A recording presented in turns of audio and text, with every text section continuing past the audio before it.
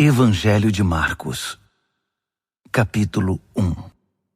As boas notícias acerca de Jesus Cristo, a mensagem, começam aqui, seguindo ao pé da letra o livro do profeta Isaías.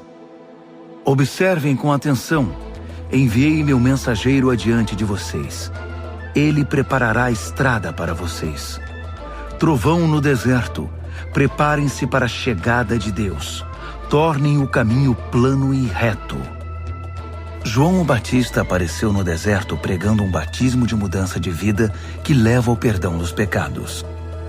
As pessoas se atropelavam para ir a ele, desde a Judéia e Jerusalém, e enquanto confessavam seus pecados, eram batizadas por ele no Rio Jordão, como sinal de uma vida transformada.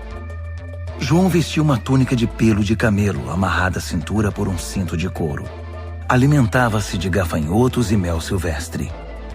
Sua pregação era esta: o mais importante está por vir. O protagonista deste drama, perante o qual sou um simples figurante, mudará a vida de vocês.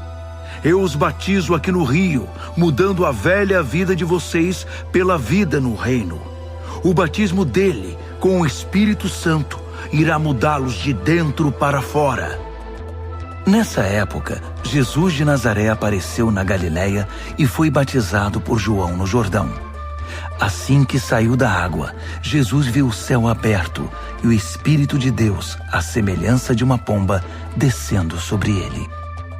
Com a visão do Espírito, ouviu-se uma voz: Você é o meu filho, escolhido e marcado pelo meu amor, a alegria da minha vida. Imediatamente o Espírito guiou Jesus ao deserto. Durante 40 dias e noites, ele foi testado por Satanás. Animais selvagens eram sua companhia e os anjos tomavam conta dele. Depois que João foi preso, Jesus mudou-se para a Galiléia e ali pregava: O tempo é agora. O reino de Deus está aqui. Mudem de vida e creiam na mensagem. Caminhando pela praia do mar da Galiléia, Jesus avistou Simão e seu irmão André pescando com redes. Era nisso que trabalhavam. Jesus convidou-os: Venham comigo. Vou fazer de vocês um novo tipo de pescadores. Vou mostrar como pescar pessoas em vez de peixes. Sem fazer uma pergunta, eles simplesmente largaram as redes e foram com ele. Alguns metros adiante, perto da praia, ele viu os irmãos Tiago e João, filhos de Zebedeu, que estavam no barco consertando as redes. Jesus fez aos dois a mesma proposta.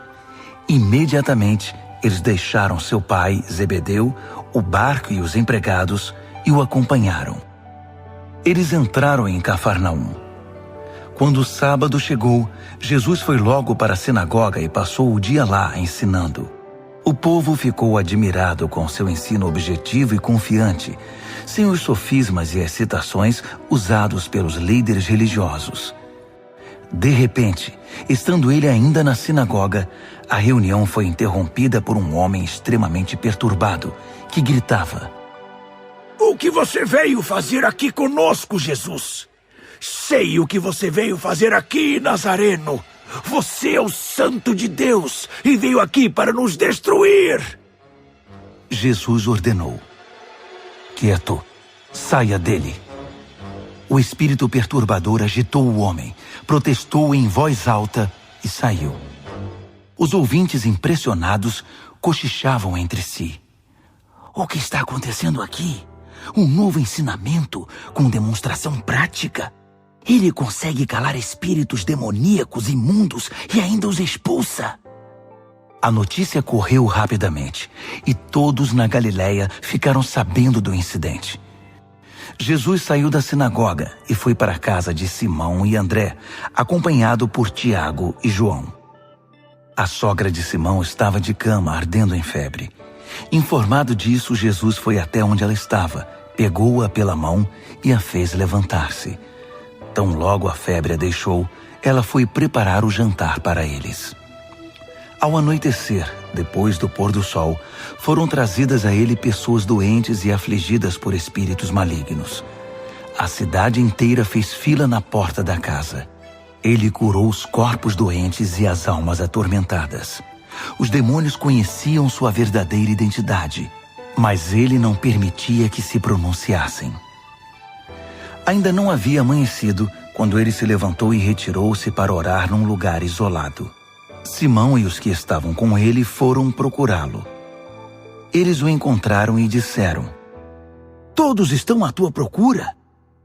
Jesus decidiu: vamos a outras cidades para que eu possa pregar ali também. Faz parte da minha missão. Assim, por toda a Galiléia, ele visitou sinagogas, que era um lugar de reunião, pregando e expulsando demônios. Um leproso aproximou-se dele, ajoelhou-se e implorou: Se o Senhor quiser, pode me purificar. Emocionado, Jesus estendeu a mão, tocou o leproso e disse: Quero, fique limpo. A lepra desapareceu na hora. A pele do homem ficou lisa e saudável.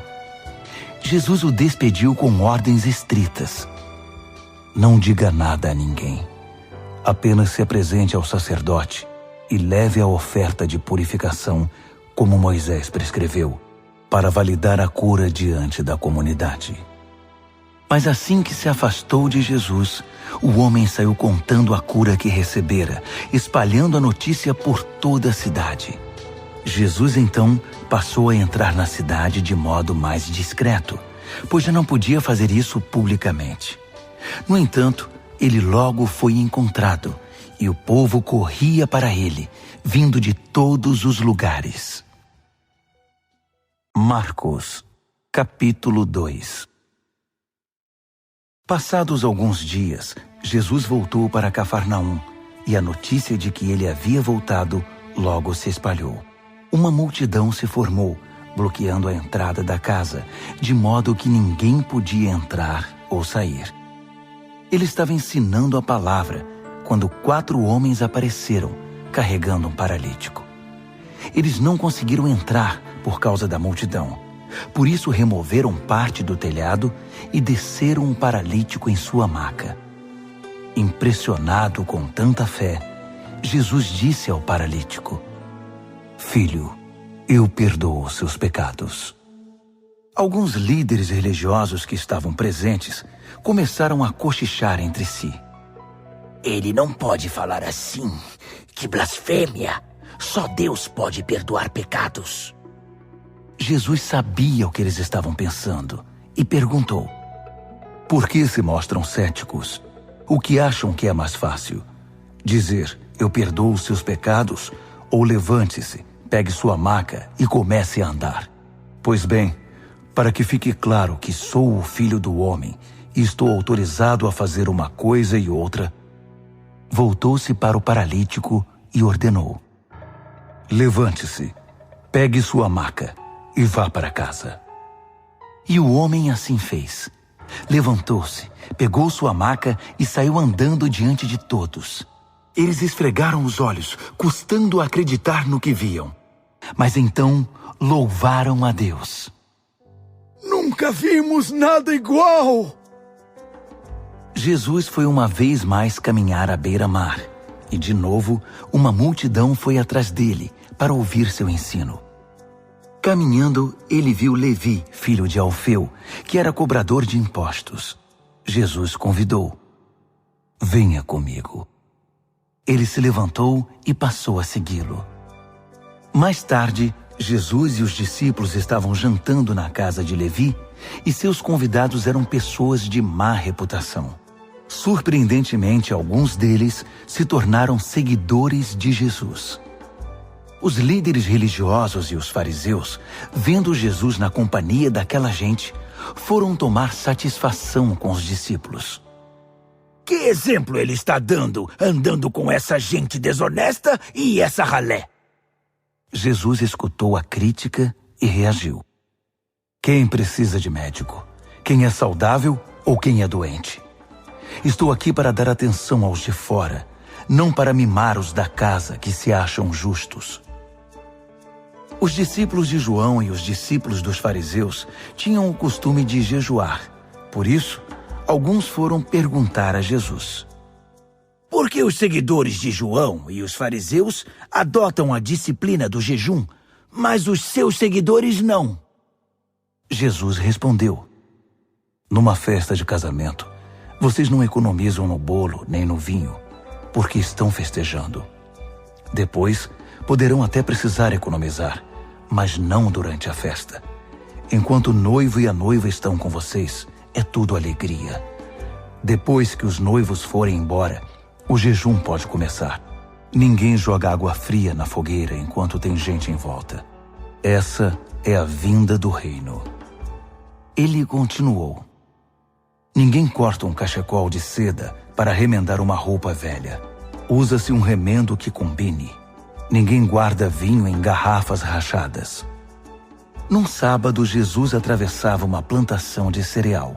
Enquanto caminhavam, os discípulos descascaram algumas espigas. Os fariseus reclamaram com Jesus: seus discípulos estão quebrando as regras do sábado. Jesus reagiu: é mesmo? Vocês nunca leram o que Davi e seus companheiros fizeram quando estavam com fome? Ele entrou no santuário e comeu o pão fresco do altar na frente do sacerdote principal Abiatar, o pão santo que ninguém podia comer senão os sacerdotes, e o repartiu com os companheiros. Jesus acrescentou: o sábado foi feito para o nosso benefício. Não somos escravos do sábado. O Filho do Homem não é escravo do sábado, é o Senhor dele. Marcos, capítulo 3. Depois disso, ele voltou à sinagoga e estava ali um homem que tinha uma das mãos aleijada. Os fariseus estavam de olho para ver se ele iria curá-lo, quebrando o sábado. Ele disse ao homem da mão aleijada: fique aqui, onde todos possam vê-lo. Então ele perguntou aos presentes: que atitude é coerente com o sábado? Fazer o bem ou o mal? Ajudar as pessoas ou deixá-las sem ajuda? Ninguém disse nada. Ele os encarou um a um, indignado com a religiosidade inflexível deles, e então ordenou ao homem: estenda a mão. Ele a estendeu. Ela ficou perfeita.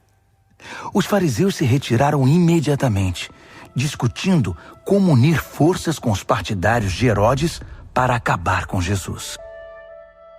Jesus partiu com seus discípulos para o mar, só para sair dali. Mas uma multidão imensa foi atrás dele. Gente da Galiléia, da Judéia, de Jerusalém, da Idumeia, da região próxima do Jordão e das vizinhanças de Tiro e Sidom. Um mundaréu de gente desejosa de conhecer ao vivo aquele de quem tanto tinham ouvido falar. Ele recomendou aos discípulos que tivessem um barco preparado. Assim, não seria atropelado pela multidão. Pelo fato de ele haver curado muitas pessoas, todos os que sofriam de algum mal se acotovelavam para chegar o mais perto possível dele e tocá-lo. E no caso dos espíritos malignos, quando o reconheciam, caíam e gritavam: você é o Filho de Deus! Mas Jesus não dava atenção a eles. Fazia-os calar, proibindo-os de dizer em público quem ele era. Ele subiu a uma montanha e convidou alguns para o acompanhar. Foram juntos, e ali ele escolheu 12 e os designou apóstolos. Jesus os reuniu para enviá-los a proclamar a palavra. Também lhes daria autoridade para expulsar demônios. Os 12 são: Simão. Jesus mais tarde chamou Pedro, que significa rocha. Tiago, filho de Zebedeu. João, irmão de Tiago. Jesus passou a chamar os irmãos Zebedeu de Boanerges, que significa filhos do trovão. André, Felipe, Bartolomeu, Mateus, Tomé, Tiago, filho de Alfeu, Tadeu, Simão o Zelote, Judas Iscariotes, que o traiu. Jesus foi para casa e, como sempre, uma multidão se formou em volta. Era tanta gente pedindo ajuda que ele não tinha tempo nem para comer. Alguns parentes, informados da situação, foram tirá-lo de lá, até pela força, se necessário. Eles suspeitavam que Jesus estava perdendo o juízo. Os líderes religiosos de Jerusalém espalharam o boato de que ele estava praticando magia negra, fazendo truques diabólicos para impressionar o povo, mostrando poder espiritual. Jesus contestou a calúnia. Faz sentido um demônio lutar contra outro demônio? Satanás expulsaria o próprio Satanás? Uma família que vive brigando se desintegrará. Se Satanás expulsa Satanás, não irá se destruir? Acham que é possível, em plena luz do dia, entrar na casa de um homem forte e acordado e roubar seus bens sem amarrá-lo primeiro? Amarrem-no e então poderão roubá-lo. Faço aqui uma advertência. Não há nada dito ou feito que não possa ser perdoado. Mas se vocês persistirem nas calúnias contra o Espírito Santo de Deus, estarão deliberadamente rejeitando aquele que perdoa, rompendo relações com aquele que os sustenta. Ele fez essa advertência porque era acusado por eles de ter ligação com o maligno. Naquele momento, sua mãe e seus irmãos apareceram. Estando do lado de fora, mandaram um recado, dizendo que queriam falar com ele. Ele estava cercado pela multidão quando recebeu o recado. Sua mãe e seus irmãos estão lá fora à sua procura. Jesus respondeu: Quem vocês acham que são minha mãe e meus irmãos?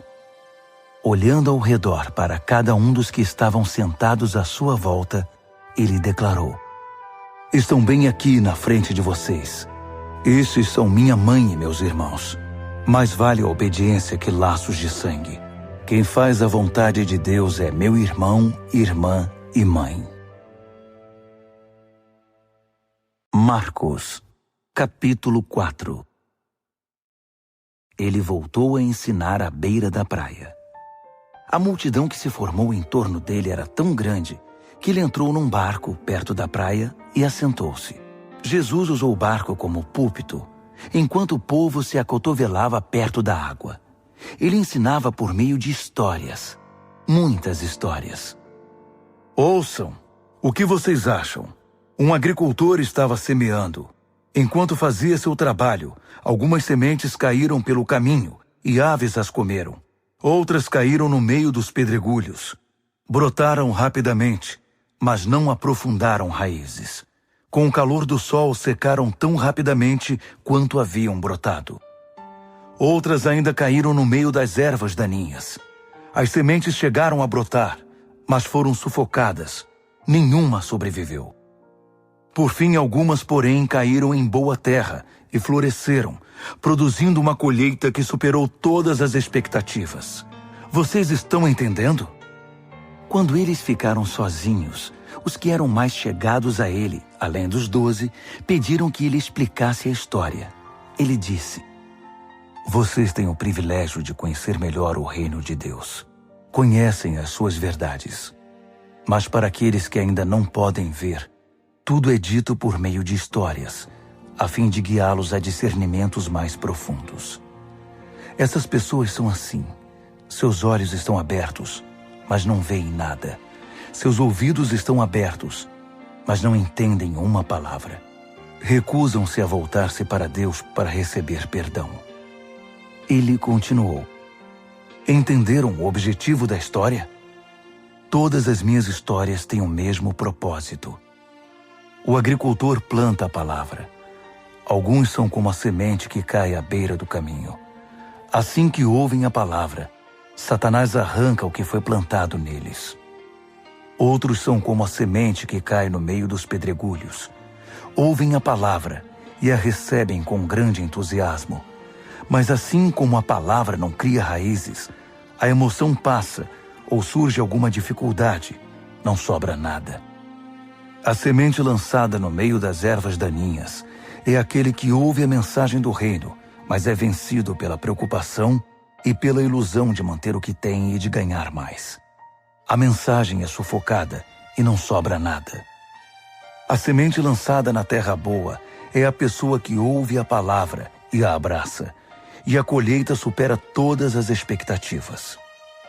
Jesus continuou: alguém compra uma lâmpada para pôr debaixo do tanque ou debaixo da cama? O que se faz não é colocá-la numa prateleira? Nós não estamos guardando segredos, nós os estamos revelando. Não estamos escondendo nada, mas tornando público. Vocês estão entendendo? Ouçam bem o que estou dizendo. Fiquem atentos quando algum espertalhão ensinar que vocês podem vencer na vida por vocês mesmos. Dar é o caminho, não ganhar. Generosidade produz generosidade. A avareza empobrece. Então Jesus disse: o reino de Deus é como sementes lançadas num campo por um homem. Ele vai dormir e se esquece do que fez. A semente brota e cresce, mas ele nem imagina como isso ocorre. A terra dá conta de tudo, sem a ajuda dele. Primeiro o caule, depois a espiga e por fim o grão. Quando o grão está maduro, ele o colhe. É o tempo da colheita. Como podemos descrever o reino de Deus? Que ilustração podemos usar? É como a semente de mostarda. É uma das menores sementes, mas uma vez plantada, germina e cresce tanto que os pássaros fazem ninhos em seus ramos e abrigam-se à sua sombra. Com outras histórias semelhantes, ele apresentava sua mensagem ao povo, aplicando as histórias à experiência e compreensão deles. Ele sempre contava uma história. Quando estava sozinho com seus discípulos, explicava tudo, desfazendo o emaranhado. Todos os nós eram desatados. Naquele dia, ao cair da tarde, ele decidiu: vamos para o outro lado do mar. Eles entraram no barco em que ele estava. Outros barcos foram atrás deles. De repente, uma tempestade violenta os envolveu. As ondas invadiam a embarcação, ameaçando afundá-la, enquanto Jesus, com a cabeça sobre um travesseiro, dormia na popa do barco. Os discípulos o acordaram, implorando: mestre, não vais fazer nada! Nós vamos morrer! Jesus acordou e ordenou ao vento que se acalmasse. Ele disse ao mar: quieto, sossegue. O vento virou brisa e o mar ficou em plena calmaria. Jesus repreendeu os discípulos: por que tanto medo? Vocês não têm fé? Eles estavam apavorados e confusos. Afinal, quem é este homem? Se perguntavam. Até o vento e o mar se acalmam quando ele ordena. Marcos, capítulo 5. Eles chegaram ao outro lado do mar, na terra dos Gerazenos. Assim que Jesus saiu do barco, um louco, vítima de demônios, saiu do cemitério e correu para ele. O homem vivia no meio das sepulturas. Ninguém conseguia prendê-lo. Era impossível acorrentá-lo ou amarrá-lo. Ele fora amarrado muitas vezes com cordas e correntes, mas quebrava as correntes e arrebentava as cordas. Ninguém era forte o bastante para subjugá-lo. Noite e dia, vagava entre as tumbas e pelas colinas, gritando e cortando o próprio corpo com pedras pontiagudas. Quando ele viu Jesus, correu na direção dele e curvou-se reverentemente. Depois, rugiu em protesto: o que queres comigo, Jesus, Filho do Deus Altíssimo? Em nome de Deus, não me perturbes. Jesus havia ordenado ao espírito maligno: fora, saia deste homem. Jesus perguntou: diga-me seu nome. Ele respondeu: meu nome é Multidão, pois somos muitos. Em desespero, implorou a Jesus que não o expulsasse daquela região. Uma grande manada de porcos estava pastando numa colina perto dali. Os demônios então suplicaram a Jesus: Manda-nos para os porcos. Permita que vivamos neles. Jesus permitiu. Mas aos porcos aconteceu pior do que ao homem. Enlouquecidos, correram, pularam de um penhasco, caíram no mar e se afogaram. Aterrorizados, os que cuidavam dos porcos saíram em disparada e contaram o incidente na cidade e na região. Todos queriam ver de perto o que havia acontecido. Eles encontraram Jesus e viram um louco assentado, usando roupas decentes e em perfeita saúde, não mais como alguém fora do juízo. Os que haviam presenciado a cena contaram aos outros o que acontecera ao endemoniado e aos porcos. No princípio, os curiosos ficaram impressionados. Depois, ficaram revoltados por causa dos porcos que haviam perdido e imploraram a Jesus que saísse dali e nunca mais voltasse. Jesus estava indo para o barco e o homem que fora liberto dos demônios pediu para acompanhá-lo, mas o mestre não o permitiu. Em vez disso, aconselhou: vá para casa, para seu povo. Conte-lhes o que o mestre, num gesto de misericórdia, fez por você. O homem voltou e, na área das 10 cidades, dava testemunho do que Jesus havia feito por ele. Ele se tornou o assunto da cidade. Após a travessia, uma imensa multidão formou-se à beira-mar.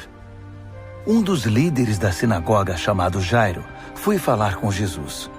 Ajoelhou-se diante dele e suplicou: Minha filhinha está à beira da morte. Vem comigo e impõe as mãos sobre ela para que melhore. Jesus foi com ele, e a multidão inteira os acompanhou, apertando-o e empurrando-o. Uma mulher que estava sofrendo de hemorragia havia 12 anos ouviu falar de Jesus. Muitos médicos haviam tratado dela, mas sem sucesso. Levaram todo o seu dinheiro e a deixaram pior que antes. Ela esgueirou-se por trás dele e tocou sua roupa. Ela pensava: basta eu tocar em sua roupa para ficar boa. No momento em que o tocou, a hemorragia parou. Ela pôde sentir a mudança. Sabia que estava livre daquele mal. No mesmo instante, Jesus sentiu que dele saíra poder. Voltou-se para a multidão e perguntou: quem tocou minha roupa? Os discípulos disseram: como assim?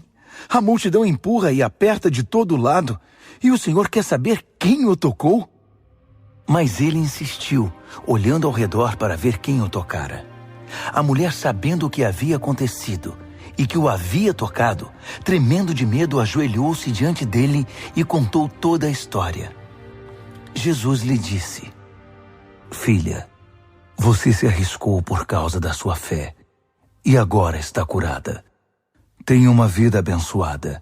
Seja curada da sua doença.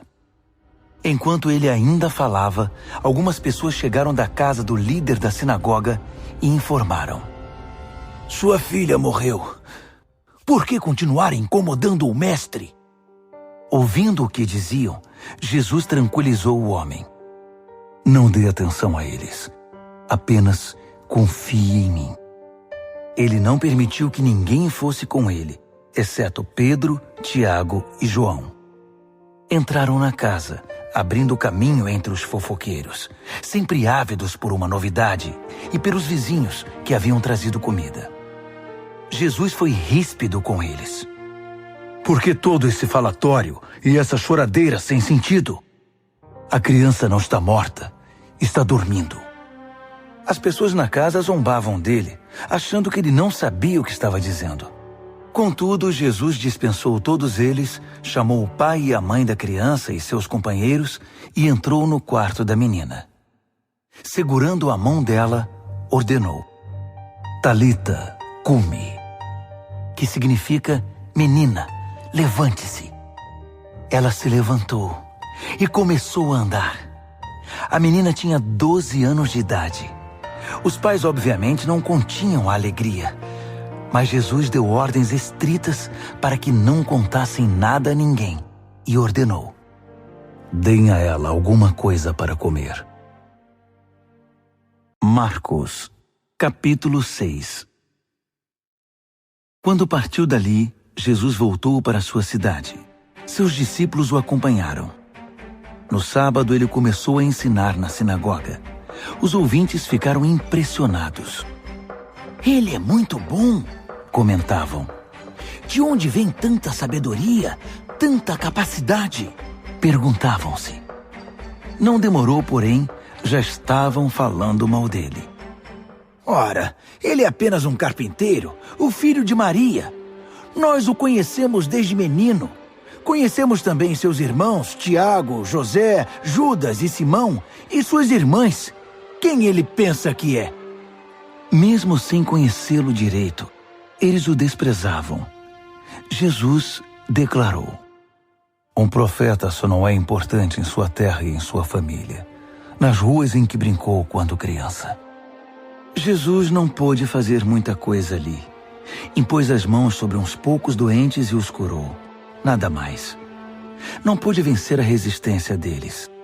Assim decidiu visitar as outras cidades, ensinando o povo. Jesus convocou os 12 e enviou-os em duplas. Deu-lhes autoridade e poder para enfrentar a oposição maligna, além das seguintes instruções. Não pensem que precisarão de muito equipamento para cumprir a missão. Vocês são o equipamento. Nada de depender do dinheiro. Sejam simples. Nada de hospedagem de luxo. Hospedem-se num lugar simples e contentem-se com isso. Se não forem bem recebidos e se não os ouvirem, retirem-se sem estardalhaço, sem fazer cena. É hora de dar de ombros e continuar o caminho. Então eles partiram. Em alegre tom de urgência, anunciaram uma mudança radical de vida. Por onde passaram, expulsaram demônios e levaram saúde aos doentes, ungindo o corpo e curando a alma. Herodes tinha conhecimento de tudo isso, porque o nome de Jesus estava na boca de todo mundo. O rei dizia: esse deve ser João o Batista, que voltou dos mortos. Por isso é capaz de fazer milagres. Outros discordavam. Não, é Elias. Outros ainda opinavam. É um profeta, exatamente como os profetas dos tempos antigos. Herodes, porém, insistia. Tenho certeza de que é João. Eu o decapitei e agora ele está de volta, vivo. Esse Herodes foi aquele que mandara que João fosse preso e acorrentado por causa de Herodias, mulher de seu irmão Filipe. Pois João havia irritado Herodes por denunciar o adultério do rei. Fervendo de raiva, ela queria matá-lo, mas não ousou fazê-lo porque Herodes respeitava João. Convencido de que ele era um homem santo, o rei dispensava-lhe um tratamento especial. Sempre que o ouvia, sentia-se culpado. Mesmo assim, apreciava a palavra de João. Entretanto, chegou um dia especial, o aniversário de Herodes. Ele convidou toda a elite da Galileia, toda a nobreza. A filha de Herodias entrou no salão do banquete e dançou para os convidados. Ela encantou Herodes e todos os convidados. O rei disse à moça: peça-me qualquer coisa, darei o que você quiser. Entusiasmado, acrescentou: juro que divido meu reino com você se me pedir. Ela foi consultar sua mãe. O que devo pedir? Peça a cabeça de João, o Batista, foi a resposta. Empolgada, ela correu até o rei e pediu: quero a cabeça de João, o Batista, numa bandeja, e quero agora. O pedido deixou o rei abalado. Mas para não perder o prestígio diante dos convidados, concedeu o que ela desejava.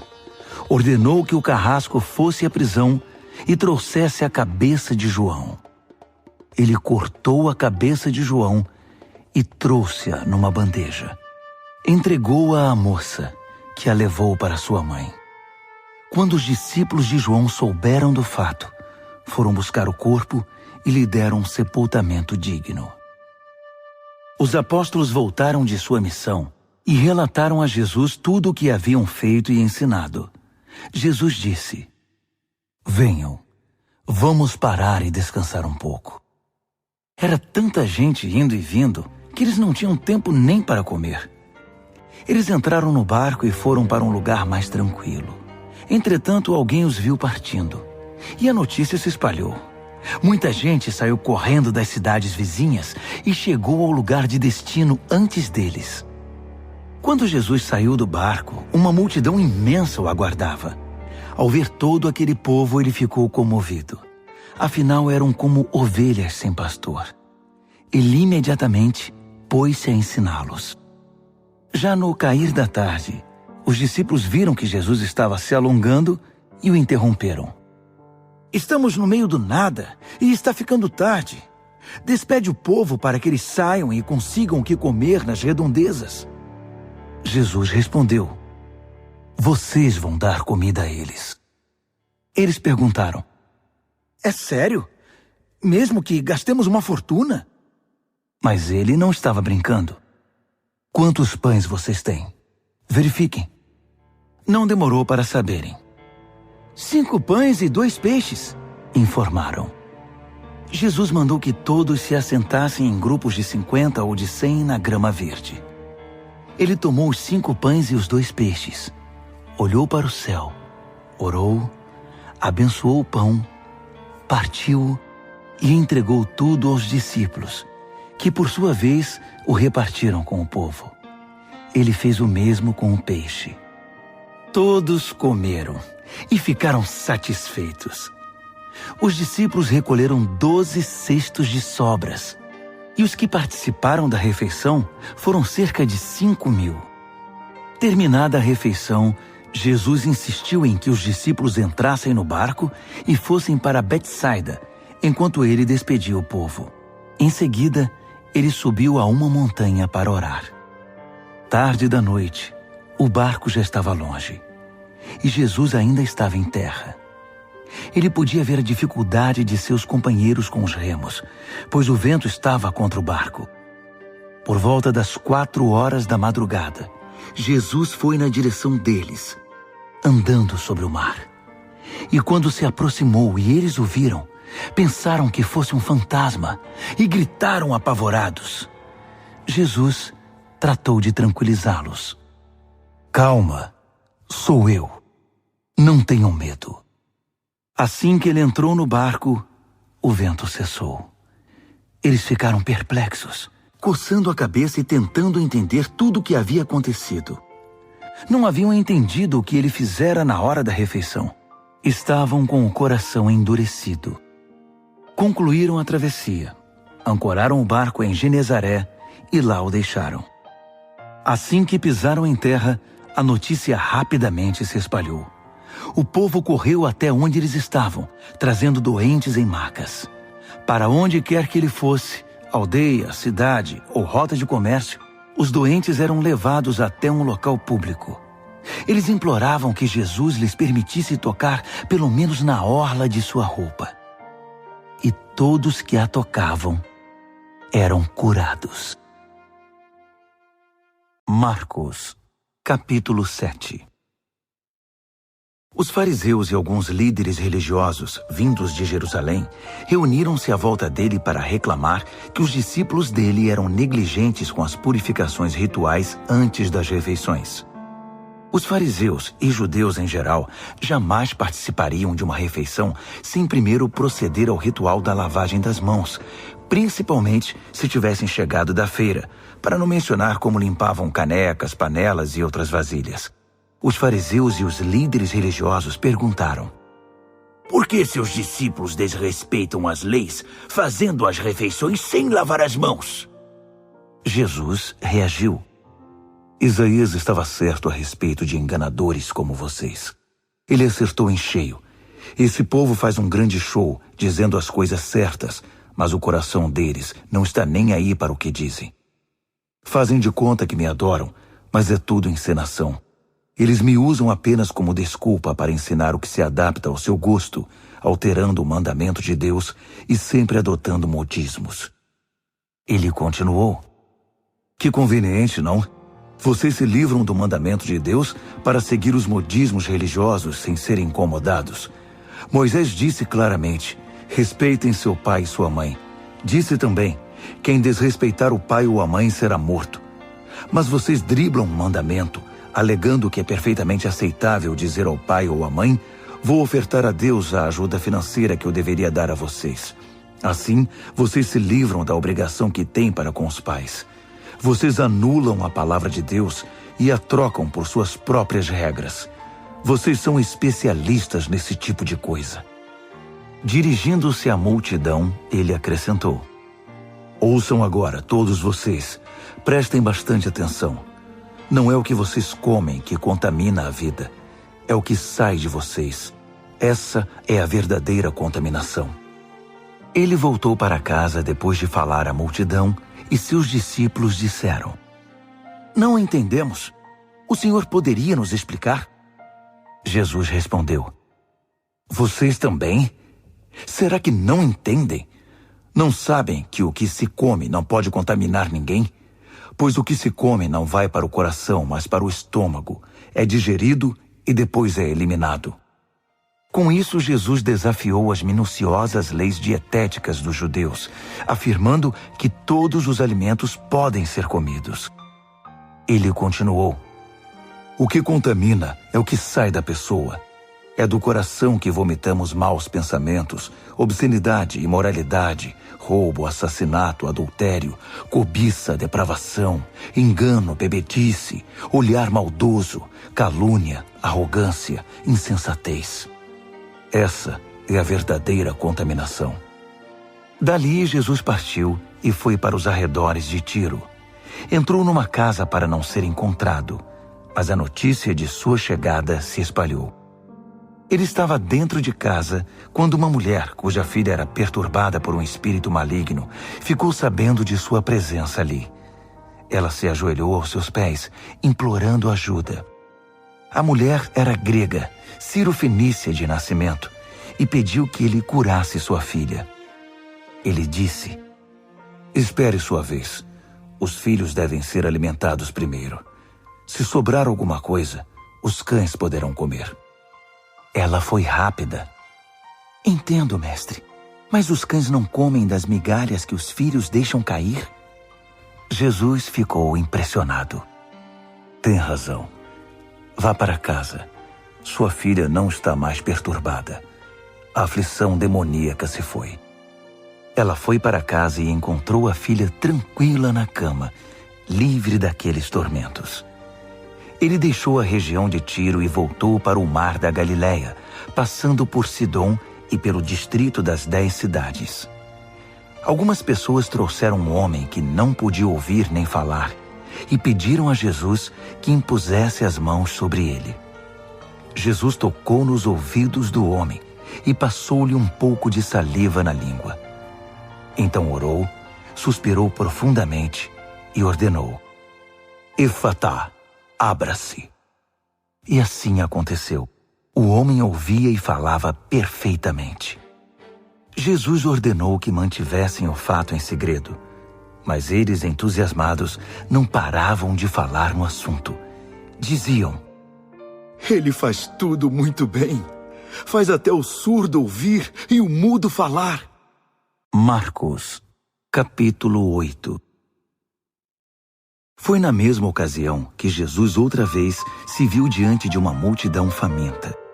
Ele chamou seus discípulos e disse: Estou com o coração partido por causa desta gente. Há 3 dias estão comigo e não tenho o que comer.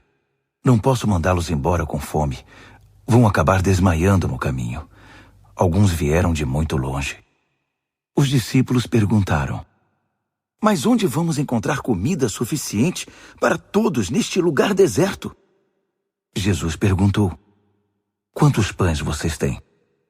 7 pães, informaram.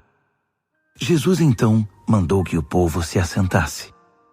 Depois de ter dado graças, tomou os 7 pães, partiu-os e entregou-os aos discípulos para que os repartissem com o povo. Havia também alguns peixes. Ele abençoou os peixes e ordenou aos discípulos que os repartissem de igual modo. Todos comeram à vontade, e foram necessários 7 grandes cestos para recolher as sobras. E os que participaram da refeição foram cerca de 4.000. Depois de despedir a multidão, Jesus entrou no barco com os discípulos e foram para Dalmanuta. Quando chegaram, os fariseus vieram pressioná-lo para que ele desse uma prova de quem era. Desafiado, Jesus perguntou: por que esta geração pede um sinal milagroso como garantia? A verdade é que vocês não terão sinal nenhum. Dali ele voltou para o barco e dirigiu-se para o outro lado do mar. Os discípulos, porém, esqueceram-se de levar pão, exceto por um pedaço. Aproveitando a oportunidade, Jesus aconselhou-os: fiquem de olho no fermento dos fariseus e dos partidários de Herodes. Pensando que ele os repreendia por haverem esquecido o pão, começaram a culpar um ao outro. Percebendo o que se passava, Jesus perguntou: por que estão discutindo por haverem esquecido o pão? Não entenderam ainda? Não conseguem perceber? Não se lembram dos 5 pães que demos aos 5.000? Quantos cestos de sobras vocês recolheram? Eles responderam: 12. E dos 7 pães para os 4.000? Quantos cestos de sobras vocês recolheram? 7. Ele perguntou: ainda não entendem? Ao chegarem eles a Betsaida, algumas pessoas trouxeram um cego e pediram a Jesus que o tocasse. Tomando-o pela mão, ele o levou para fora da cidade. Passou saliva nos olhos do homem, impôs as mãos sobre ele e perguntou: consegue ver alguma coisa? Ele olhou para cima e disse: vejo homens, só que eles parecem árvores andando. Jesus voltou a impor as mãos sobre ele. Dessa vez, o homem percebeu que havia recuperado completamente a visão. Agora via tudo com perfeição. Jesus mandou-o para casa, advertindo: não entre na cidade. Jesus e seus discípulos visitaram as cidades ao redor de Cesareia de Filipe. Enquanto caminhavam, ele perguntou: quem o povo diz que eu sou? Eles responderam: alguns pensam que é João o Batista, outros acham que é Elias. Há quem pense que é algum dos profetas. Ele insistiu: e vocês, quem acham que eu sou? Pedro declarou: tu és o Cristo, o Messias. Jesus pediu que guardassem segredo, que não dissessem nada a ninguém. Em seguida, resolveu explicar algumas coisas. É necessário que o Filho do Homem seja maltratado, levado a julgamento e declarado culpado pelos líderes do povo, sacerdotes e líderes religiosos. Que seja morto e 3 dias depois ressuscite. Ele falava de modo simples e claro para que todos entendessem. Pedro, porém, protestou, segurando-lhe o braço. Vendo que os discípulos hesitavam em aceitar os fatos, Jesus repreendeu Pedro. Pedro, saia do meu caminho. Fora, Satanás. Você não tem ideia de como Deus trabalha. Reunindo uma multidão e seus discípulos, Jesus disse: quem quiser seguir-me, tem de aceitar minha liderança. Quem está na garupa não pega na rédea. Eu estou no comando. Não fujam do sofrimento. Abracem-no. Sigam-me e mostrarei a vocês como agir. Autoajuda não é ajuda. O autossacrifício é o caminho, o meu caminho, para ser realmente salvo. Qual é a vantagem de conquistar tudo o que se deseja e perder a si mesmo? O que vocês teriam para dar em troca da própria alma? Se vocês têm vergonha de mim ou do meu caminho por causa dos seus amigos inconstantes e sem futuro, saibam que irão enfrentar uma vergonha muito maior na presença do Filho do Homem quando ele voltar, envolto pela glória de Deus, seu Pai, com um exército de anjos. Marcos, capítulo 9. Então ele foi para casa dizendo: não é sonho. Alguns de vocês aqui verão tudo isso acontecer. O reino de Deus chegando com força total. 6 dias depois, 3 dos discípulos viram isso acontecer. Jesus levou Pedro, Tiago e João a um alto monte. Ali sua aparência mudou diante deles. Suas roupas brilhavam intensamente, de uma brancura tal que ninguém seria capaz de produzir. De repente, eles perceberam que Elias e Moisés estavam ali também, conversando com Jesus. Então Pedro interrompeu a conversa. Rabi, que grande momento! Que tal se construíssemos 3 memoriais na montanha? Um para o Senhor, um para Moisés e um para Elias. Ele falava sem pensar, apavorado e maravilhado com o que via. Naquele instante, uma nuvem brilhante os envolveu, e da nuvem ouviu-se uma voz. Este é meu filho, marcado pelo meu amor. Ouçam-no. No minuto seguinte, os discípulos olharam ao redor, esfregando os olhos. Não estavam vendo mais ninguém a não ser Jesus. Enquanto desciam a montanha, Jesus os fez prometer que guardariam segredo. Não digam nada a ninguém sobre o que viram, até que o Filho do Homem levante-se dos mortos. Mas eles ficaram imaginando o que significaria levantar-se dos mortos. Eles fizeram uma pergunta. Por que os líderes religiosos dizem que Elias tem de vir primeiro? Jesus explicou. Elias vem para deixar tudo pronto. A verdade, porém, é que Elias já veio, mas eles não o reconheceram. Eles o desprezaram, assim como irão tratar o Filho do Homem. De acordo com as Escrituras, ele sofrerá terrivelmente. Será torturado e tratado com desprezo. Quando desceram a montanha para se reunir aos outros discípulos, viram-se rodeados por uma multidão imensa que debatia com os líderes religiosos. Assim que viu Jesus, o povo ficou animado. Correram para ele e o saudaram. Ele perguntou: O que está acontecendo? Por que toda esta agitação? Um homem da multidão respondeu: Mestre, eu trouxe meu filho que foi deixado mudo por um demônio. Toda vez que o demônio se aposta dele, joga-o ao chão. O menino baba, range os dentes e fica rígido como uma tábua. Falei com teus discípulos, esperando que o libertassem, mas não puderam. Jesus suspirou inconformado. Mas que geração! Vocês não conhecem Deus.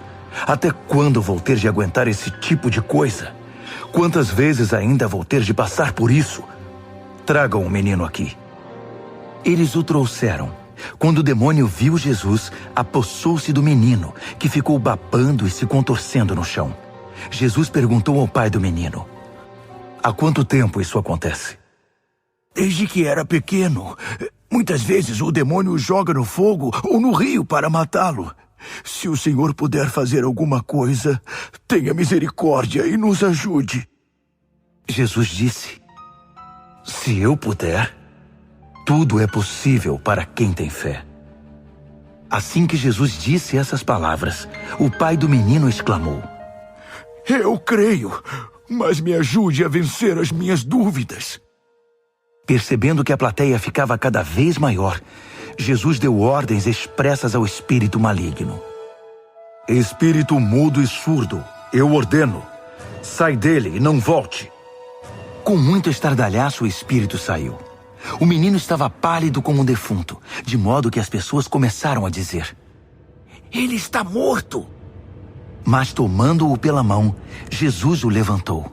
O menino ficou em pé. Depois que chegaram a casa, os discípulos perguntaram a Jesus: Por que não podemos expulsar o demônio? Ele respondeu: Não há outro meio de se livrar desse tipo de demônio, a não ser com oração. Saindo dali, viajaram pela Galileia. Jesus não queria que ninguém soubesse de seu paradeiro, pois queria ensinar seus discípulos. Ele anunciou: O Filho do Homem está para ser traído por gente que não quer nada com Deus. Eles o matarão, mas 3 dias depois ele aparecerá, vivo. Eles não sabiam do que ele estava falando, mas tinham medo de perguntar. Eles foram para Cafarnaum. Já em casa, ele perguntou: O que vocês discutiam pelo caminho? O silêncio foi constrangedor, porque eles estavam discutindo sobre quem deles era o maior. Ele se assentou, chamou os 12 e disse: Saibam que quem quiser ser o primeiro ficará por último e será servo de todos. Ele pôs uma criança no meio da sala e, pegando-a nos braços, disse: quem recebe uma dessas crianças como eu estou fazendo, recebe-me também.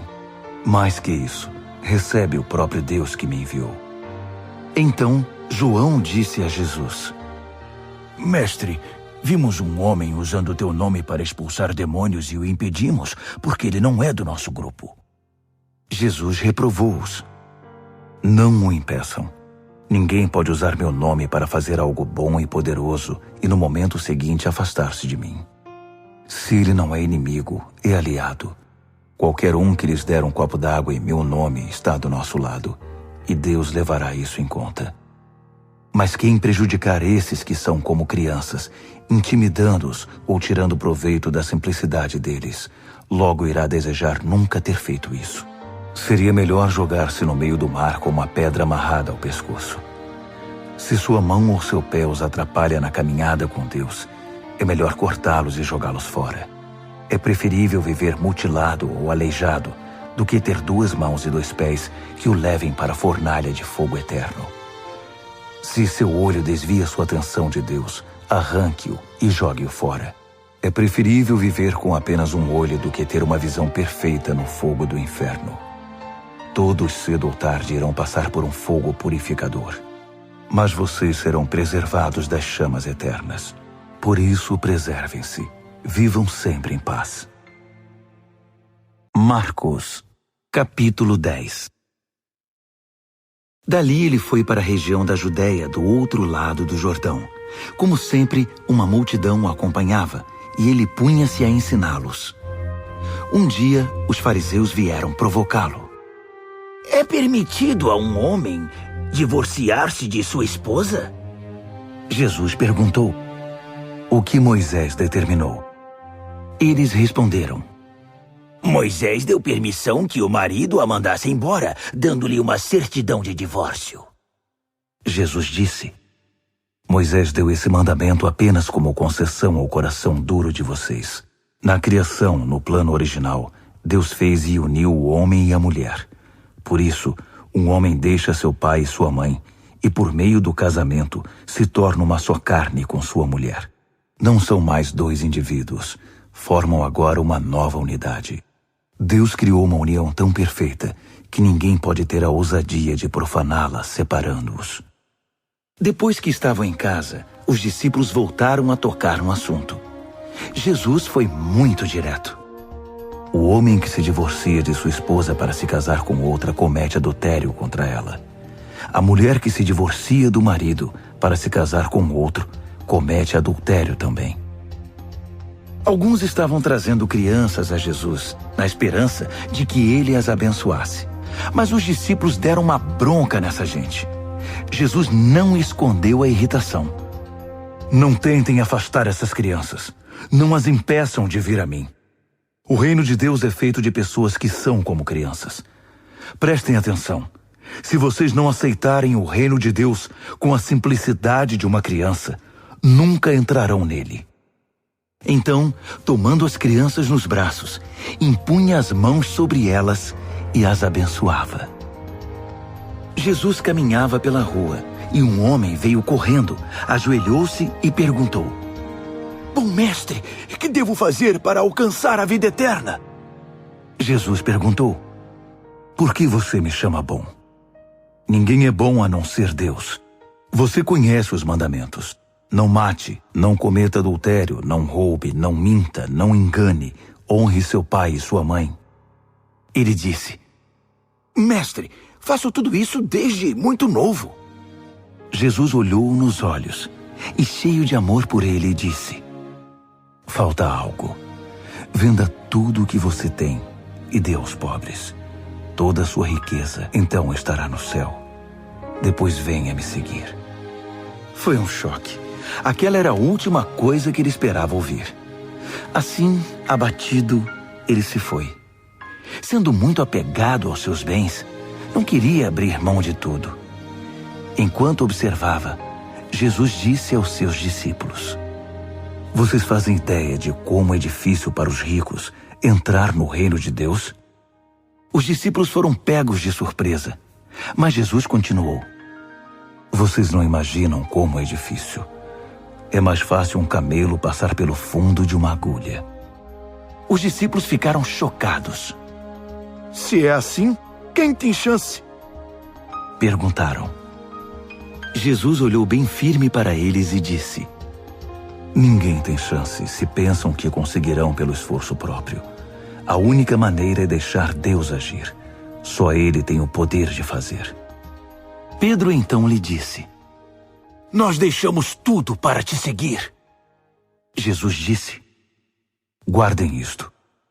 Ninguém que sacrifique casa, irmãos, irmãs, mãe, pai, filhos, propriedades, seja o que for, por minha causa e por causa da mensagem, sairá perdendo. Eles terão tudo de volta, multiplicado muitas vezes em casas, irmãos, irmãs, mães, filhos e propriedades, mas também em problemas. Terão ainda o prêmio da vida eterna. Aí está de novo a grande inversão. Muitos primeiros serão últimos, e muitos últimos primeiros. De volta à estrada, eles foram para Jerusalém. Jesus ia adiante, e eles o seguiam, confusos e um pouco amedrontados. Ele chamou os 12 e disse: Ouçam-me com atenção. Estamos a caminho de Jerusalém. Quando chegarmos lá, o Filho do Homem será entregue aos mestres da lei e aos líderes religiosos. Eles irão condená-lo à morte. Eles o entregarão aos romanos, que irão zombar dele, cuspir nele, torturá-lo e matá-lo. Mas depois de 3 dias, ele se levantará vivo. Tiago e João, filhos de Zebedeu, foram falar com Jesus. Mestre, queremos que o Senhor faça algo por nós. Verei se posso fazer. Eles pediram: Permite que tenhamos os lugares de maior honra na tua glória, um à tua direita e outro à esquerda. Jesus disse: Vocês não fazem ideia do que estão pedindo. Vocês são capazes de beber do cálice que estou para beber e de receber o batismo que estou para receber? Sem dúvida, disseram eles. Por que não? Jesus disse: Pensem nisto. Vocês vão mesmo beber o cálice que eu bebo e ser batizados com o meu batismo. Mas quanto aos lugares de honra, não é comigo. Isso já está decidido. Os outros 10 ouviram a conversa e ficaram indignados com Tiago e João. Então Jesus os reuniu para consertar a situação. Ele disse: Vocês já devem ter notado como o poder sobe a cabeça dos governantes deste mundo, que logo se tornam tiranos. Vocês não devem agir assim. Quem quiser ser o maior deve se tornar servo. Quem quiser ser o primeiro deve se tornar escravo. É o que o Filho do Homem faz. Ele veio para servir, não para ser servido, e para dar a própria vida para salvar muita gente. Depois de passarem algum tempo em Jericó, Jesus saiu da cidade, seguido pelos discípulos e por uma multidão. E um mendigo cego chamado Bartimeu, filho de Timeu, estava sentado à beira do caminho. Quando ele soube que Jesus o Nazareno passava por ali, começou a gritar: Filho de Davi! Jesus! Misericórdia! Tem misericórdia de mim! Muitos tentaram fazê-lo calar, mas ele gritava ainda mais alto: Filho de Davi! Tem misericórdia de mim! Jesus parou e ordenou: Tragam-no aqui. Eles foram chamá-lo. Hoje é o seu dia. Ele está chamando você. Levante-se. Jogando longe sua capa, ele ficou em pé e foi até Jesus. Jesus perguntou: O que você quer de mim? O cego respondeu: Senhor, eu quero ver. Siga seu caminho. Sua fé salvou e curou você, disse Jesus. No mesmo instante, ele recuperou a visão e seguia Jesus estrada fora. Marcos, capítulo 11. Quando se aproximaram de Jerusalém, à altura de Betfagé e Betânia, perto do Monte das Oliveiras, Jesus enviou 2 discípulos com estas instruções: Vão à aldeia que está adiante. Ali encontrarão um jumentinho amarrado. Ele nunca foi montado. desamarrem-no e tragam-no aqui. Se alguém perguntar o que vocês estão fazendo, digam: o Senhor precisa dele, mas vai devolvê-lo. Eles foram e encontraram um jumentinho numa rua, amarrado a um portão. Eles o desamarraram, mas alguns dos que estavam ali perguntaram: por que estão desamarrando o jumentinho? Os discípulos responderam exatamente como Jesus os instruíra, e não foram mais incomodados. Assim, levaram o jumentinho e puseram suas capas sobre ele, e Jesus o montou. Muitos estendiam seus mantos pela estrada, dando a Jesus uma recepção de rei. Alguns lançavam seus mantos na rua, outros espalhavam ramos que haviam cortado nos campos. Havia muita gente por todo lado gritando: Hosana! Bendito é o que vem em nome de Deus! Bendito o reino do nosso pai Davi que está chegando! Hosana nos altos céus! Ele entrou em Jerusalém e foi para o templo. Parou ali para observar o movimento, mas como era tarde, voltou para Betânia com os 12. No dia seguinte, depois que saíram de Betânia, ele sentiu fome. No caminho avistou uma frondosa figueira. Aproximou-se dela para encontrar figos, mas não achou nada além de folhas. Não era a época de figos. Ele disse à árvore: nunca mais alguém comerá dos seus frutos. E os discípulos ouviram. Chegando a Jerusalém, entraram no templo, e Jesus começou a expulsar todos os que faziam comércio ali. Ele derrubou as mesas dos agiotas e as bancas dos vendedores de pombas. Também não permitiu que ninguém mais passasse carregando cestos pelo recinto sagrado. Ele explicou suas ações com o seguinte texto: minha casa foi designada casa de oração para as nações, mas vocês a transformaram em ponto de encontro de ladrões. Ao tomar conhecimento desses fatos, os principais sacerdotes e os líderes religiosos decidiram que era a hora de se livrar dele. Estavam em pânico, porque o povo se mostrava encantado com os seus ensinamentos. À noite, Jesus e seus discípulos deixaram a cidade. Pela manhã, andando pela estrada, eles viram a figueira. Estava seca até a raiz. Lembrando-se do que acontecera no dia anterior, Pedro disse: Mestre, olha, a figueira que amaldiçoaste ficou seca. Jesus foi direto: assumam de fato o seu compromisso com Deus, e nada será difícil para vocês. Aquela montanha, por exemplo, basta ordenar sem dúvida ou hesitação: pule no mar, e ela obedecerá. Absolutamente tudo, do pedido menor ao maior, que vocês incluírem na oração, será atendido, se vocês de fato confiarem em Deus. E quando orarem, lembrem-se de que não se trata apenas de pedir. Se vocês têm algo contra alguém, perdoem. Só então o Pai Celestial de vocês perdoará os seus pecados. De volta a Jerusalém, eles caminhavam pelo templo. Então os principais sacerdotes, os líderes religiosos e os líderes do povo exigiram: mostre-nos suas credenciais. Quem deu a você autoridade para falar e agir desse modo? Jesus respondeu: primeiro respondam a uma pergunta. Se a responderem, também responderei a sua. No caso do batismo de João, quem o autorizou?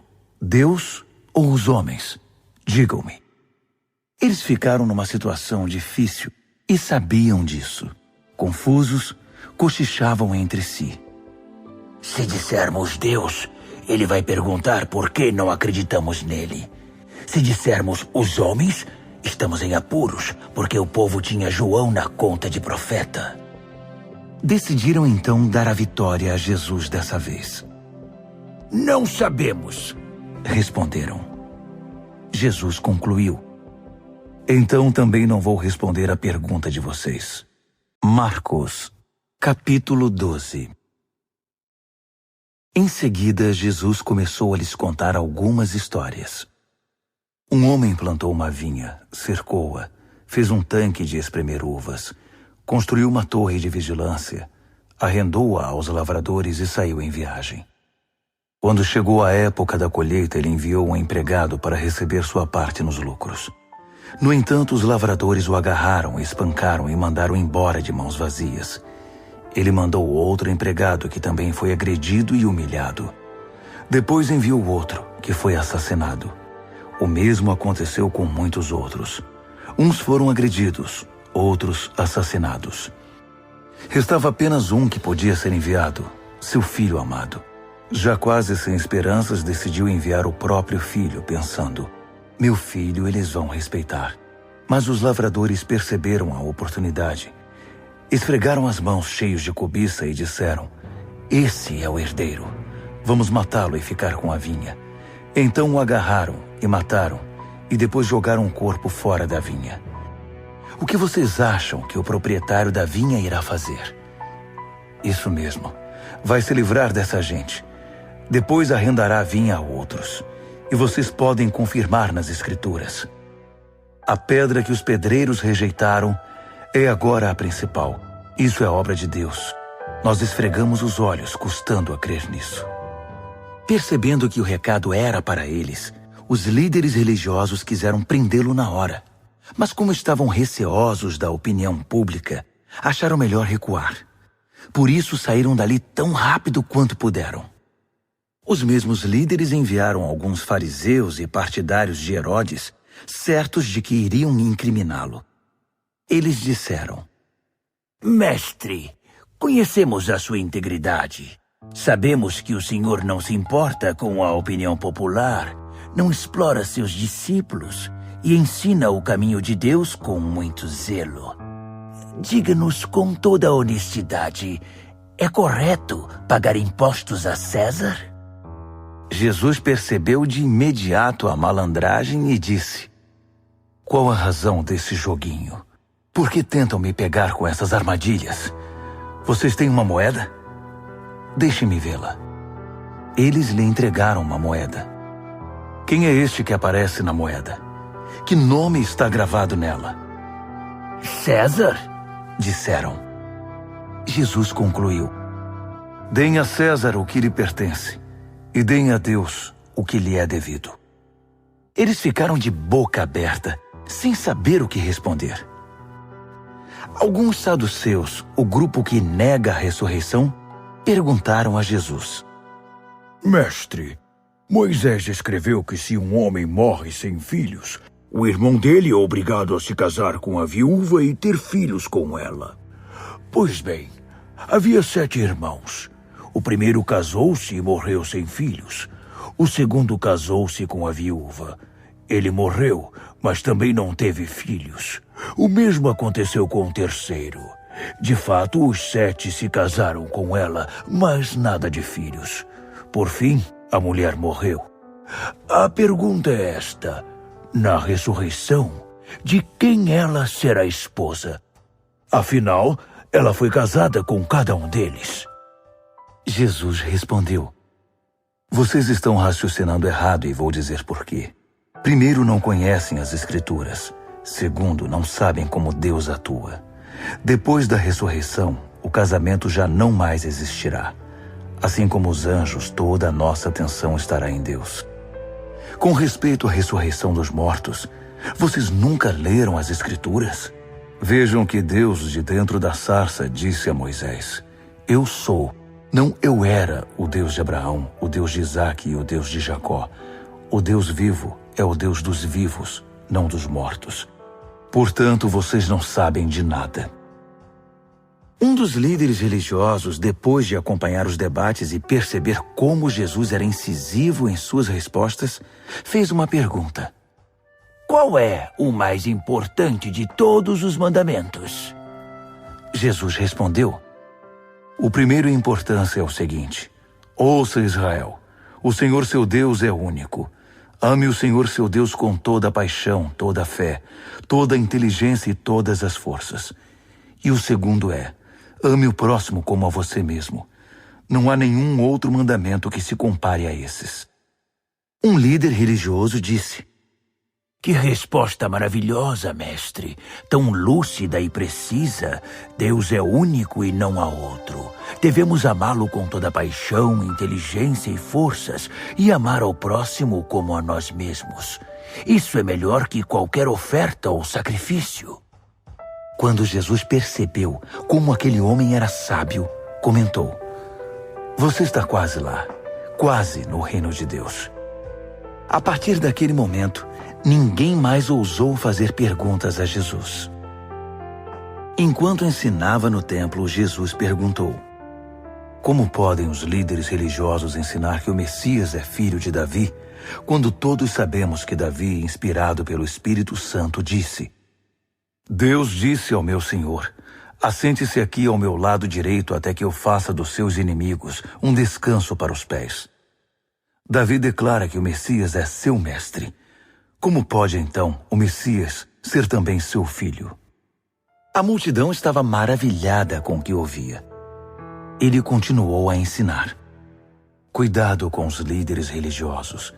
O prazer deles é ostentar títulos acadêmicos, receber elogios publicamente, desfrutar posições de destaque e assentar-se nos lugares principais durante o serviço religioso. Além disso, o tempo todo eles exploram os fracos e indefesos. Quanto mais oram, pior fica a situação deles. Mas no fim, eles irão pagar por tudo isso. Assentado atrás de um gasofilácio, ele observava o povo depositar dinheiro na hora da coleta. Os ricos faziam ofertas voltosas, mas uma viúva pobre aproximou-se e ofertou 2 pequenas moedas, uns míseros centavos. Jesus chamou os discípulos em particular e comentou: A verdade é que essa viúva pobre deu uma oferta maior que a dos demais. Todos os outros deram do que não precisavam. Ela fez uma extravagância, algo que não podia fazer. Deu tudo o que possuía. Marcos, capítulo 13. Jesus saía do templo quando um dos discípulos chamou sua atenção. Mestre, olhe essas pedras, essas construções. Jesus disse: Vocês estão impressionados com essa arquitetura grandiosa? Tudo isso será um monte de ruínas até a última pedra. Mais tarde, enquanto ele estava sentado no Monte das Oliveiras, num local de onde podia avistar o templo, Pedro, Tiago, João e André foram conversar com ele. Quando essas coisas vão acontecer? Que sinal teremos de que tudo caminha para um desfecho? Jesus explicou: Cuidado com os falsos profetas do fim dos tempos.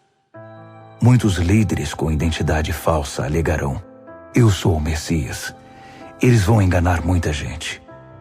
Quando ouvirem falar de guerras e ameaças de guerra, não entrem em pânico. Serão notícias comuns, não um sinal do fim. Haverá cada vez mais guerras entre as nações e conflitos entre os líderes. Em vários lugares haverá terremotos e fome. Mas tudo isso é nada comparado com o que está por vir. Fiquem atentos, pois vocês serão levados aos tribunais, e tudo irá de mal a pior. Vocês serão torturados, e todos perseguirão os que levam o meu nome. Vocês serão postos como sentinelas da verdade. A mensagem tem de ser pregada em todo o mundo. Quando traírem vocês e os levarem aos tribunais, não se preocupem com o que dizer. Quando chegar o momento, digam o que estiver no coração. O Espírito Santo dará testemunho por intermédio de vocês. Haverá irmão matando irmão, pai matando filho, filho matando os pais. Todos odiarão vocês por causa do meu nome. Fiquem firmes. Isso é necessário. Fiquem firmes até o fim. Vocês não ficarão desamparados, pois serão salvos. Estejam preparados para fugir quando virem a besta da profanação, estabelecida onde nunca deveria estar. Quem lê não terá dificuldade de entender o que estou falando.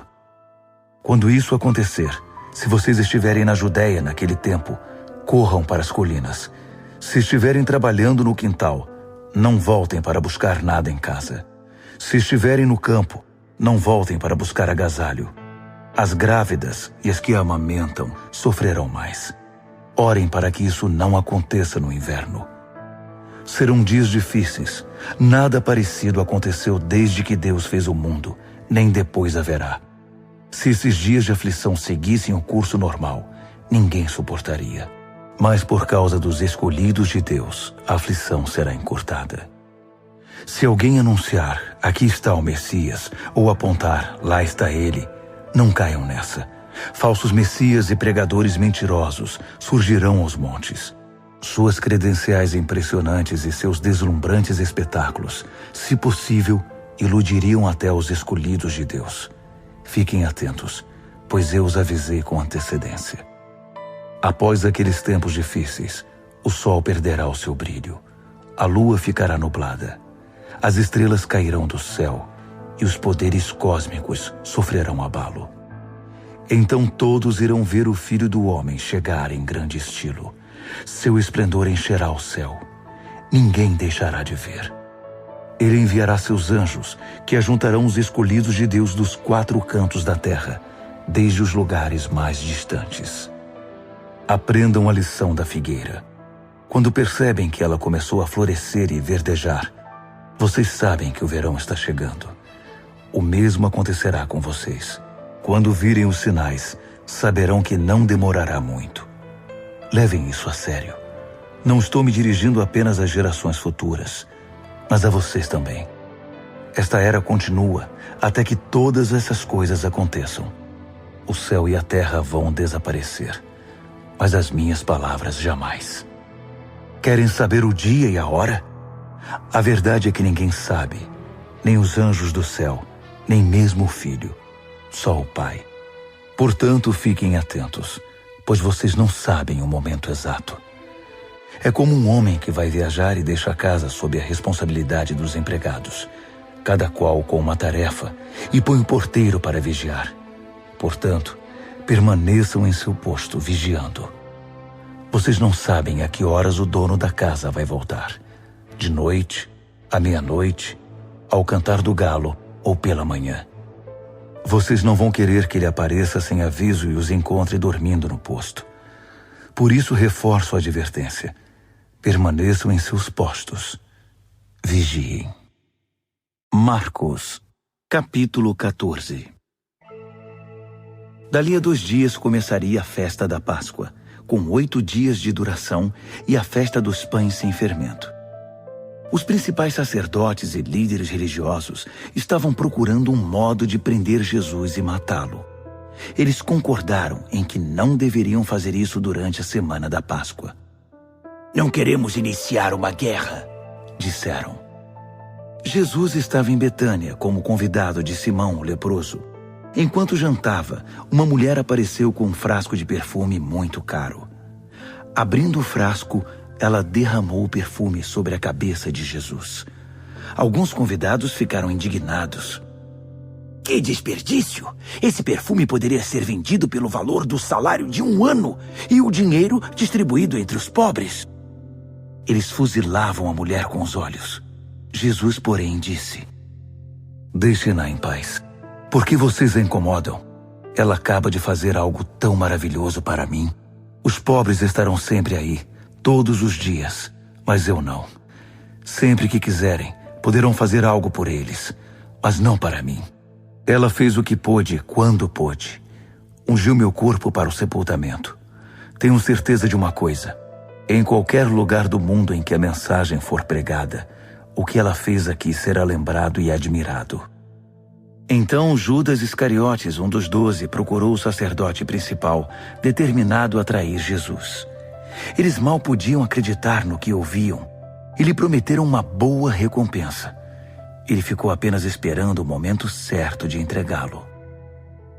No primeiro dia da festa dos pães sem fermento, dia de preparar o sacrifício da Páscoa, os discípulos perguntaram a Jesus: Onde queres que preparemos a ceia da Páscoa? Ele orientou 2 dos discípulos. Vão para a cidade. Um homem com um jarro de água encontrará vocês. Sigam-no. Perguntem ao proprietário da casa em que ele entrar. O mestre quer saber em qual aposento ele poderá comer a ceia da Páscoa com seus discípulos. O homem mostrará a vocês uma sala no 2º andar, espaçosa, limpa e arrumada. Façam ali os preparativos. Os discípulos foram para a cidade e tudo aconteceu como ele lhes dissera. Eles prepararam ali a refeição pascal. Depois do pôr do sol, ele chegou com os 12. Quando estavam à mesa, Jesus disse: Tenho algo difícil, mas importante a dizer. Um de vocês me trairá. Alguém que, neste momento, come comigo. Chocados, começaram a dizer um após o outro: Eu não!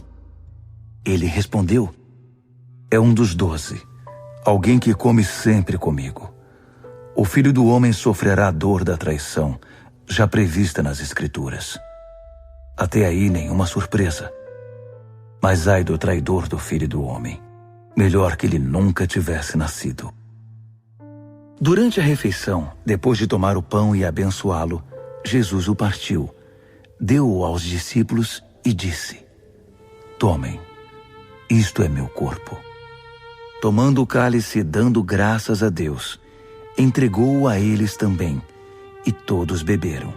Ele disse: Isto é meu sangue, a nova aliança de Deus, derramado em favor de muitos.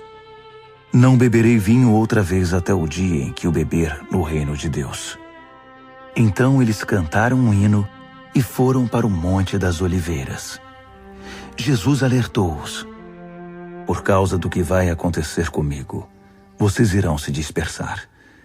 Isso é para cumprir um texto das Escrituras que diz: Vou ferir o pastor, e as ovelhas ficarão desorientadas. Mas depois que eu ressuscitar, irei adiante de vocês para a Galileia. Mas Pedro, todo afoito, declarou: Ainda que todo mundo fuja, eu não fugirei. Jesus respondeu: Não tenha tanta certeza. Ainda esta noite, antes que o galo cante 2 vezes, você vai me negar 3 vezes. Pedro protestou, falando sem pensar: Ainda que eu tenha de morrer contigo, jamais te negarei. Todos os outros disseram o mesmo. Então eles foram para um jardim chamado Getsêmani. Jesus disse aos discípulos: Fiquem aqui, enquanto vou orar mais adiante. Levando consigo Pedro, Tiago e João, ele mergulhou em grande agonia e declarou: A tristeza que sinto é uma tristeza de morte. Fiquem aqui e vigiem comigo. Indo um pouco mais adiante, prostrou-se no chão e orou: Paizinho, Pai, Tu podes me livrar. Afasta este cálice de mim. Mas, por favor, não seja o que eu quero, mas sim o que Tu queres. Quando voltou aos discípulos, encontrou os 3 dormindo e disse a Pedro: Simão, você veio para dormir? Não pode aguentar nem 1 hora? Fiquem atentos. Orem sempre para que não caiam em tentação antes mesmo de perceber o perigo. Uma parte de você está disposta a fazer qualquer coisa por Deus, mas a outra parte simplesmente não reage. Depois disso, voltou ao seu lugar e fez a mesma oração. Retornando mais uma vez, ele os encontrou dormindo. Eles simplesmente não conseguiam manter os olhos abertos e não tinham nem como se desculpar. Ele voltou pela 3ª vez e disse: Vocês vão dormir a noite toda? Minha hora chegou. O Filho do Homem está prestes a ser traído e entregue nas mãos dos pecadores. Levantem-se. Vamos. O traidor chegou. Ele mal acabou de falar e Judas, do grupo dos 12, apareceu, acompanhado por um bando de maus elementos enviados pelos principais sacerdotes, líderes religiosos e demais líderes. Eles traziam espadas e paus. O traidor havia combinado um sinal com eles. Aquele a quem eu beijar é o procurado. Prendam-no. Não o deixem fugir. Ele foi direto a Jesus e o beijou, dizendo: Mestre. Os homens então o prenderam com muita brutalidade. Mas um dos que estavam com Jesus desembainhou a espada e atacou o servo do sacerdote principal, cortando-lhe a orelha. Mas Jesus reagiu: O que é isto? Vieram me buscar com espadas e paus, como se eu fosse um bandido perigoso? Dia após dia estive ensinando no templo, e vocês nunca moveram um dedo contra mim. Vocês acabam de confirmar os escritos proféticos. Nessa hora, todos os discípulos já haviam fugido. Um jovem seguia o grupo de longe. Tudo que ele trazia sobre o corpo era um lençol. Alguns daqueles homens tentaram agarrá-lo, mas ele escapou. Fugiu nu, deixando o lençol para trás. O grupo que prendeu Jesus levou-o ao sacerdote principal, que estava reunido com os principais sacerdotes, líderes do povo e líderes religiosos. Pedro os seguira a uma distância segura. Quando chegaram ao pátio do sacerdote principal, ele se misturou com os servos e foi se aquecer perto da fogueira. Os principais sacerdotes, conspirando com o concílio judaico, tentavam achar acusações contra Jesus para condená-lo à morte. Não encontraram nada. Muitos davam falso testemunho, mas um depoimento contradizia o outro. Alguns homens apareceram com esta história. Nós o ouvimos dizer: vou derrubar o templo, construído com tanto esforço, e em 3 dias construirei outro, sem ao menos erguer a mão. Mesmo assim, não havia plena concordância entre os relatos. Nesse momento, o sacerdote principal levantou-se e perguntou a Jesus: O que você tem a dizer dessa acusação? Jesus não deu resposta. O sacerdote principal insistiu, mudando a pergunta. Você é o Messias, o Filho do Deus bendito? Jesus foi direto. Sim, eu sou, e você mesmo verá. O Filho do Homem assentado à direita do Todo-Poderoso, vindo nas nuvens do céu. Nessa hora, o sacerdote principal perdeu a compostura. Rasgando a própria roupa, gritou: Ouviram isso? Acham que precisamos de mais testemunhas? Vocês testemunharam a blasfêmia. Vão deixar que isso fique assim? Por unanimidade, eles o condenaram, e foi sentença de morte.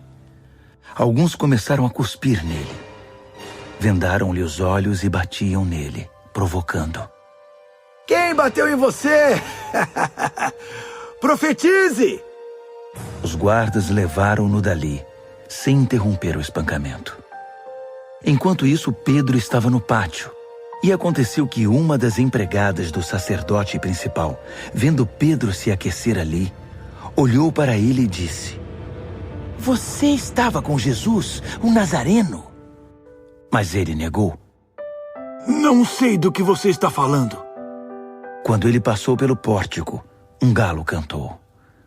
A moça apontava para ele e dizia aos que estavam por ali: Ele é um deles, tenho certeza. E Pedro negou mais uma vez. Pouco depois, as pessoas ali começaram a insistir. Você tem de ser um deles. Está na cara que você é Galileu. Então Pedro ficou muito nervoso e jurou: Nunca vi esse homem de quem vocês estão falando. Na mesma hora, o galo cantou pela segunda vez. Pedro lembrou-se do que Jesus dissera: Antes que o galo cante 2 vezes, você vai me negar 3 vezes. Sem se conter, desabou a chorar.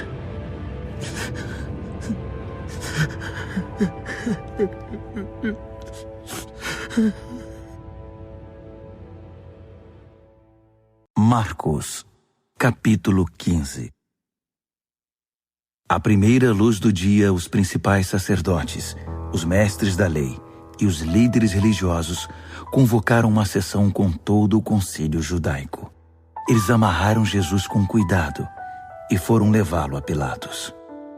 Pilatos perguntou: Você é o rei dos judeus? Jesus respondeu: Se você diz. Os principais sacerdotes derramaram diante do governador um dilúvio de acusações. Pilatos insistiu: Você não vai responder nada? São muitas acusações. Mesmo assim, ele ficou em silêncio. Pilatos ficou impressionado.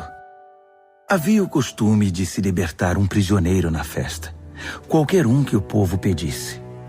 Na ocasião, havia outro prisioneiro chamado Barrabás, preso com revoltosos que haviam cometido assassinato num levante contra Roma. A multidão logo iria apresentar seu pedido, e Pilatos se antecipou a eles. Vocês querem que eu liberte o rei dos judeus? O governador sabia que fora por pura inveja que os sacerdotes haviam entregado Jesus. No entanto, os principais sacerdotes haviam orientado a multidão para que pedissem a libertação de Barrabás. Mas Pilatos perguntou: Então, o que farei com este homem que vocês chamam rei dos judeus? Eles gritaram: Crucifique-o! Pilatos objetou: Mas por qual crime? Contudo, eles gritavam ainda mais alto: Crucifique-o! Pilatos atendeu ao pedido da multidão. Libertou Barrabás e entregou Jesus para ser açoitado e crucificado. Os soldados levaram Jesus ao palácio, chamado Pretório, e reuniram uma tropa inteira. Vestiram-no com um manto de púrpura e puseram uma coroa de espinhos na cabeça dele. Então, começou a zombaria. Viva o rei dos judeus! Eles lhe batiam na cabeça com um bastão, cuspiam nele e se ajoelhavam diante dele, como se o reverenciassem. Quando cansaram das chacotas, tiraram-lhe o manto de púrpura e o vestiram de novo com as suas roupas. Então o levaram para crucificá-lo. Um homem estava passando de volta do trabalho, Simão de Cirene, pai de Alexandre e Rufo. Eles o obrigaram a carregar.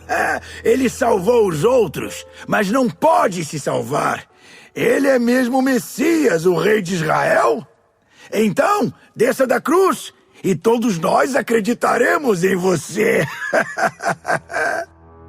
Até os que estavam crucificados com ele participavam da zombaria. Então, do meio-dia às 3 da tarde, toda a terra ficou na escuridão. Cerca das 3 da tarde, Jesus gritou bem alto: Eloi, Eloi, lama sabachthani. Que quer dizer: meu Deus, por que me abandonaste? Alguns dos que viram aquilo o ouviram e disseram: Ele está chamando Elias. Um deles correu, pegou uma esponja mergulhada em vinagre e ergueu-a numa haste e deu-o de beber a Jesus e disse: Vamos ver se Elias vem para tirá-lo daí. E depois de um grito de dor, Jesus deu seu último suspiro. Naquele instante, a cortina do templo rasgou-se ao meio, de alto a baixo. Quando o capitão da guarda viu que Jesus já não respirava mais, exclamou: Ele era o Filho de Deus. Algumas mulheres observavam à distância. Entre elas Maria Madalena, Maria, mãe do jovem Tiago e de José, e Salomé. Quando Jesus estava na Galiléia, elas o seguiam e serviam e tinham vindo com ele para Jerusalém.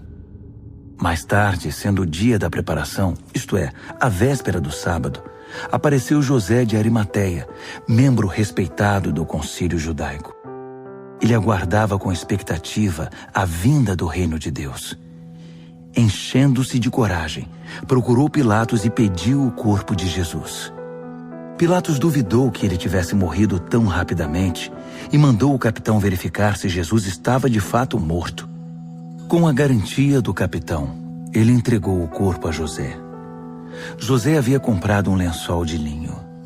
Depois, envolveu o corpo e o depositou no túmulo que havia escavado na rocha.